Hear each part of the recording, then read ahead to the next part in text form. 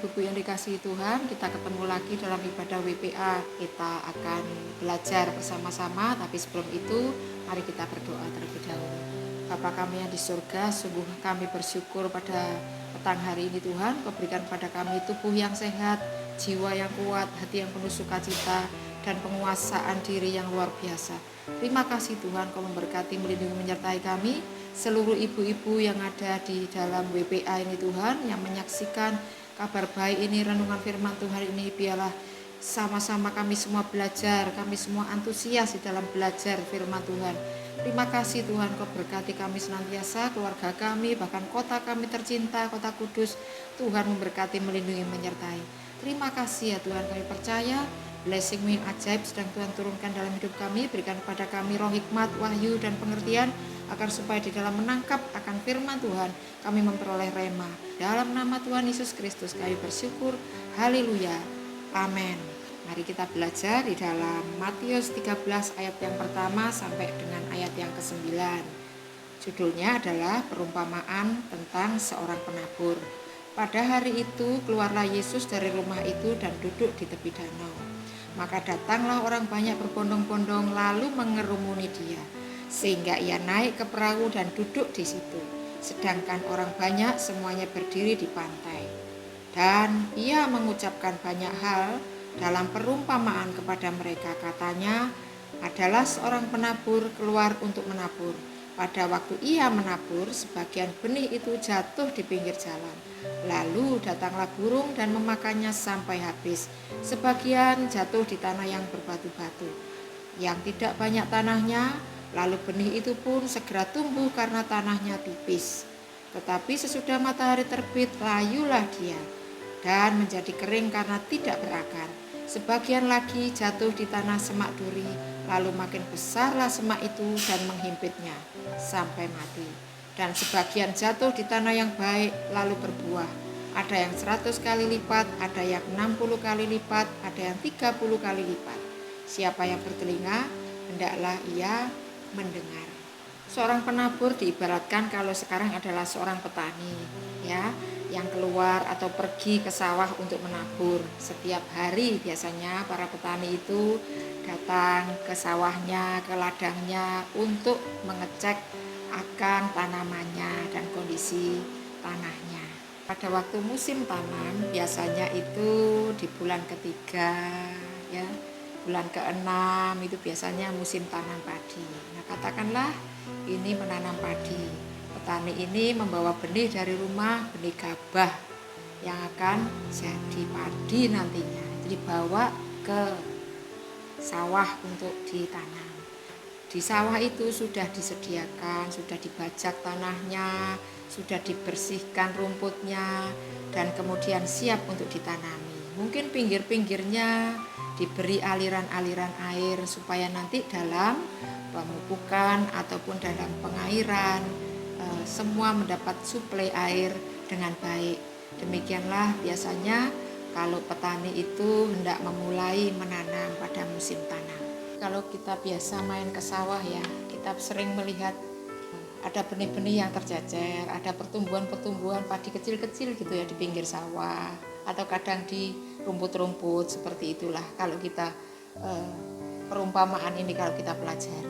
Memang mereka bertumbuh, tetapi pertumbuhan mereka tidak seperti dan tidak seindah seperti kalau mereka ditanam, benar-benar ditanam di tempat yang betul-betul bagus dan tanahnya benar-benar sudah dipersiapkan untuk menanam padi. Dengan kata lain, benih ini tidak terlindungi dan tidak tertanam dengan baik dan tidak dapat menghasilkan buah-buah yang luar biasa. Kita tahu bahwa benih adalah firman Tuhan dan tanah adalah hati kita. Tanah hati yang subur akan menghasilkan buah yang luar biasa. Tetapi sebaliknya, benih yang jatuh di tanah yang tidak subur akan menghasilkan sebaliknya. Firman Tuhan mengatakan, pada waktu menabur benih jatuh di pinggir jalan, lalu datanglah burung dan memakan sampai habis. Benih itu tidak masuk ke dalam hati kita. Hanya ketika kita lewat saja, hanya ketika kita hanya mendengar saja, tidak masuk di dalamnya. di luar dari tempat yang seharusnya, maka benih itu dengan segera dimakan habis oleh burung-burung. Yang kedua, sebagian jatuh di tanah yang berbatu-batu yang tidak banyak tanahnya, lalu benih itu pun segera tumbuh karena tanahnya tipis. Sebagian tanah berbatu-batu berbicara tentang kekerasan hati, tidak ada kelembutan hati, sehingga firman apa saja yang masuk tidak sama sekali tidak ada pengaruhnya dan tidak membawa dan tidak menjadi rema, tidak membawa dampak sama sekali. Karena apa? Hati yang keras, tidak ada akarnya, tanahnya cuma sedikit, tidak bisa tumbuh dan tidak bisa berkembang. Kemudian yang ketiga, jatuh di tengah semak duri. Semak duri itu berbicara tentang lingkungan.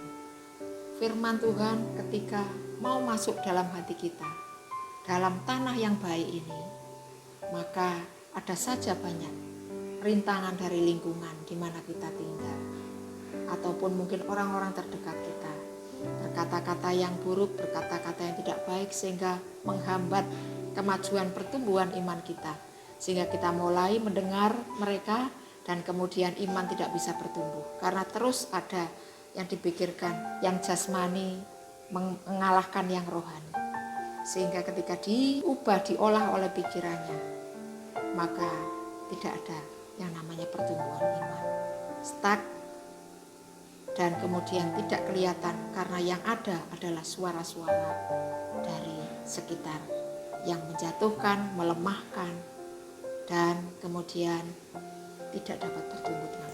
Yang berikutnya, tanah yang baik adalah tanah yang tadi saya di awal saya katakan bahwa tanah yang sudah dipersiapkan, sudah dibersihkan, sudah dikasih galengan, sudah dikasih aliran air.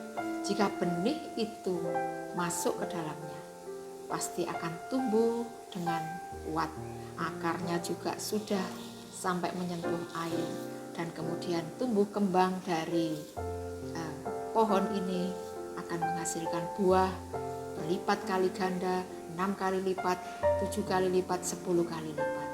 Jika benih iman itu tumbuh di hati kita yang sudah digemburkan, sudah dibajak, sudah diberi pupuk, sudah diberi vitamin, iman kuat, kemudian tumbuh kembang, benih ini masuk ke dalam hati kita, maka pasti akan berbuah-buah.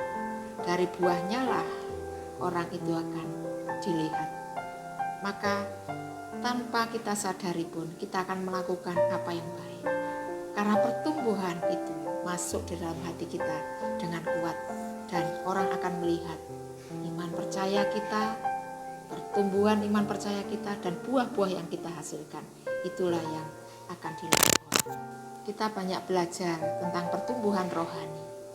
Jadi marilah kita mempersiapkan tanah hati kita untuk setiap firman yang akan ditaburkan.